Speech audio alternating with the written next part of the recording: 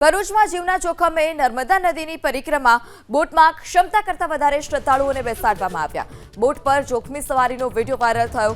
હાંસોટના બમલેશ્વરની દહેજના મીઠી તળાવ લઈ જવા બોટનો ઉપયોગ થાય છે। જિલ્લા પંચાયતે હરાજી મારફતે ફાળવી છે બોટ। સંચાલકો પરિક્રમાવાસીઓ પાસેથી વસૂલે છે 250 થી 500 રૂપિયા।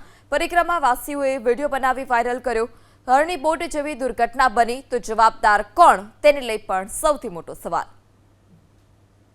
हली नहीं सकता यार जो आ ओडी वाला जो केवी दे कोई નથી ભરતા અમે તો નિયમથી ચાલે છે કયા નિયમ બતાવો આ વિડિયો ઉતારો બરાબર પરમિટ માંગો વિડિયો ઉતારો એમને અને વાયરલ કરો ઉતરી જાવ તમને પૈસા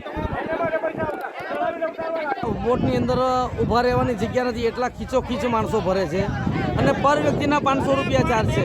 જળ પરિવર્તન કેવી રીતે કરશે આ લોકો દારૂ વચ્ચે એટલા બધા માણસો ઓવરલોડ બેસાડે છે, એની સલામતી શું?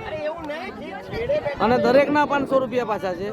જે પહેલા પરિક્રમામાં 100 થી 150 રૂપિયા લેવાતા અને આ એક અમારી ધાર્મિક આસ્થા જોડાયેલી છે। ધાર્મિક આસ્થાની અંદર 500 રૂપિયા લોકો પાસેથી આપણે સરકાર જે ભરૂચ જિલ્લા કમિટી છે એ ઠેકો એટલો મોંઘો આપી અને આજે 500 રૂપિયા પરિક્રમામાં લેવાય છે। આખા ભારતમાંથી પરિક્રમાવાસી આવે છે અને આખા ભારતમાંથી આ એટલું બધું ખીચો માણસો ભરાય છે તો આની સલામતી શું? કેટલા માણસો ભરાય છે? કીડિયારાની જેમ માણસો ભરે છે। એને તો બેસાડ્યા પણ સેફટી માટે કંઈ નથી, પહેરવા માટે પણ કંઈ નથી, જેકેટ પણ નથી।